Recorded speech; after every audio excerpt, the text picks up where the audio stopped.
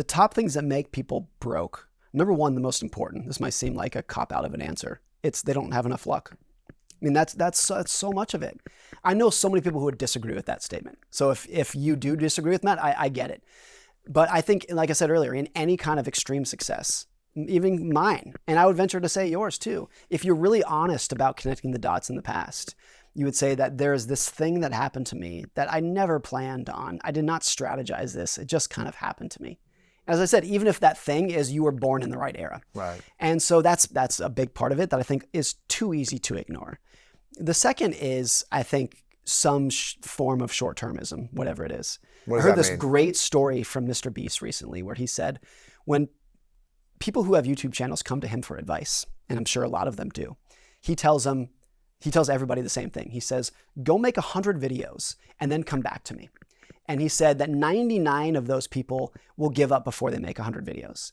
And the person who actually makes it to 100 doesn't need his advice Doesn't need to anymore. go back, yeah. And so I think but the fact that 99 of them gave up is I mean, that's really what it is. It's just like, do you have the endurance, if not stubbornness, to keep it going? In any business endeavor, in any investing endeavor, what you're really getting paid for is to put up with uncertainty and pain. And most people they realize that they're going to cry uncle sooner than they thought. And that's okay. I don't think it's anything to be ashamed of. Right. But the people who don't make it are the ones or the people who do make it are the ones who are just like, I have such a high tolerance for pain. Mm-hmm. I've heard this about Navy SEALs too, that when Navy SEALs start, you got the big, burly, 6'4", bulging guys. And then you got the skinny little guys who are like 5'7" and kind of pudgy. There is no telling early on which one of those people are going to make it, because what actually is going to help you to make it, to actually get to the finish line, is just your tolerance for pain. That's it, man. And the scrawny guy might have a super tolerance for pain.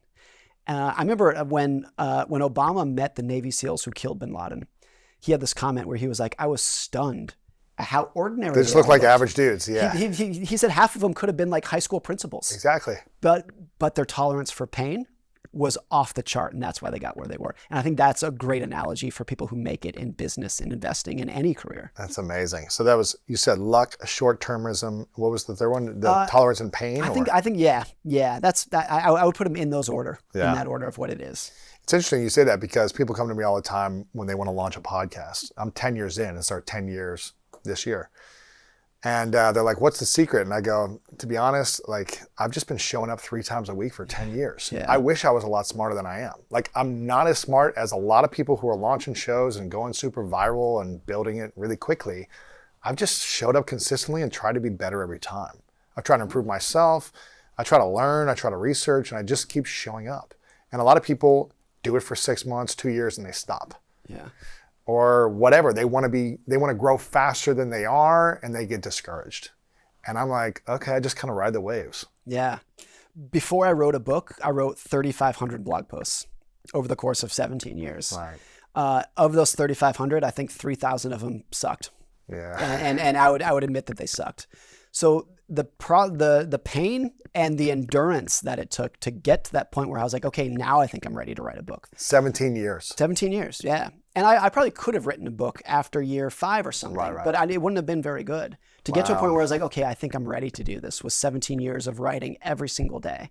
And even then, the book could have done 5,000 sales. Absolutely. That's what we thought it would do. Wow. And I see this a lot with new bloggers as well, where they'll be like, I started a blog and I wrote 2 posts and nobody read it, so I gave up. And I'm like, yeah, you got to write 3,000 more. And by the way, if you can keep that up, people are going to every day, they're going to tell you how dumb you are, how bad of a writer you are, and you just got to bite your lip and endure it. Endure it. Yeah, because it's like the first year, you're not going to get a lot of praise. Maybe once in a blue moon, there's a few people that like are just incredible writers and they get viral or something, but that's very rare. Yeah. It's like you have to go through a year of no one watching, listening, or reading your stuff. Or not even 1, maybe 10 years. Might be 10 years. It might be 10 years. Now, I think you may not just be that good either. That's like, the thing. You've got to know if you actually got some skill or not. So how do you determine what is patience versus stubbornness? Right. Maybe it's like, no, keep going and you'll get there, versus like, hey, this isn't your thing. You should quit and give up. When do we know that? I think with hindsight is when we know that. I'm not sure there's actually a good way to know it. And I think there have been things in my life where I was stubborn and not patient. There have been other things where I look back and I'm like, oh, I was appropriately patient. But other things, it's like, man, I wish I would have kind of quit Wow. before that, particularly like different styles of writing that I've experimented with. I mean, but Morgan, you seem like the most, consistent human. 17 years, 3,500 plus articles. You've invested for 20 years the same way. You probably have everything automatic payments coming through in all these different places. Like, you seem organized, you seem structured, you seem humble. You focus on values, family, relationships, not trying to be powerful or have status, things like these things. But what is your biggest weakness? Oh, I think I'm definitely a worst case scenario thinker. And I definitely, including recently this week, can become kind of wrapped up in stress and anxiety. Really? Which I think virtually everyone listening to this has some degree of that. Mine's probably a little bit above average. But definitely when I look back, if I could tell myself something 20 years ago, if I could go back to 20-year-old Morgan and say something, I would be like, it's all going to work out. It's not going to be easy. It's not going to be fun all the time, but it's all going to work out. And I look back at most of my adult life and I'm like, man, I wish I had just lightened up a little bit. Really? I was, including, like I said, this week, wake up at 2 a.m. fretting about something. And to extent, I think that's good, because I think without an appropriate level of, like, stress is a motivator. And stress is like, hey, there's a problem. How can I fix it? How can I nip this in the bud? So some stress is great, but of course you can overdo it. And that's my weakness, is blowing things out of proportion. What is your biggest regret in the last 20 years besides overstressing? Is there anything that you feel like, oh, I could have launched this other book 5 years ago, or I should have taken this opportunity? Is there anything you have? I think it's not even professionally, but I think there's situations where it's like, I could have and should have been nicer to that person. Really? And more empathetic to that person.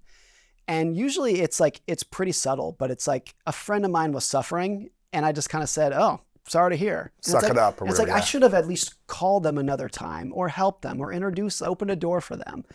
And I think that's a regret looking back. A lot of that is because what are you proudest of in life looking back? It's like, at least for me, it's not selling books or making money. It's like, and you mentioned this earlier, am I helping people? Yes. Am I actually doing something that's worthwhile in the world? Did I actually use my time on earth to leave it a little bit better than I found it? And I think if you look back and you realize that you could have been more helpful to more people, that's like, I think regret's maybe a wrong word, because like at the time I didn't mean any harm. I wasn't mean to them, hopefully, but I could have been better. I think that's a big thing. Yeah. But that too, that's a worry where you're like, well, let's learn from that and try to do better. Yeah. So even if we are going to make more money, how do we get out of this trap of feeling like we have enough, we are enough, we're making enough? Like, how do we get out of that as opposed to just comparing to our peers? I think there's two answers to this. At the macro, at the big level, the society level, we never will. And that's why it's in same as ever. It's been like this forever and always will. That everything is relative to other people. And look, if we're going to compare ourselves to a family 500 years ago who had 10 kids, 8 of whom died by age 2, whatever it would be, like, do we have less suffering today? Of course. No. But still, when we are comparing how well we're doing in our prosperity, it's always relative. I think at the individual level, it is possible for some people, much easier said than done, but possible to recognize the game that's being played. And to ask yourself, like, do you want to use money as a tool to give yourself a better life, or as a scorecard for other people to measure you by? And most of those people are not even paying attention to you to begin with. Right. And that's a big part of it. Like, you wake up every morning running as fast as you can to impress strangers who are not even thinking about you. They're busy thinking about themselves. And so I think once you identify that game, then your social aspirations can decline. Not to zero. Like, everyone wants to look good and be fit in and fit in with their friends, but I think they can decline, and your willingness to show off really diminishes. I heard this great phrase recently, which was, a high-end Toyota is a nicer car than an entry-level BMW. Because a high-end Toyota is filled with things that make you happy. Nice seats, a good sound system, like moonroof, whatever it is. The entry-level BMW is just bragging rights. Right. But other than that, I think you should go through life wanting the proverbial high-end Toyota. I think that it's not showing off for others, it's making you happy, rather than just trying to put up your peacock feathers to show off to people. Like, forget the rich and famous. Everybody needs to remind themselves that they're just a person. And this is where I think having kids, young kids, is so helpful, because it doesn't matter how many books I've sold, my daughter will be like, I'm out of juice. Get me more juice. Like We're throwing up on nothing- you.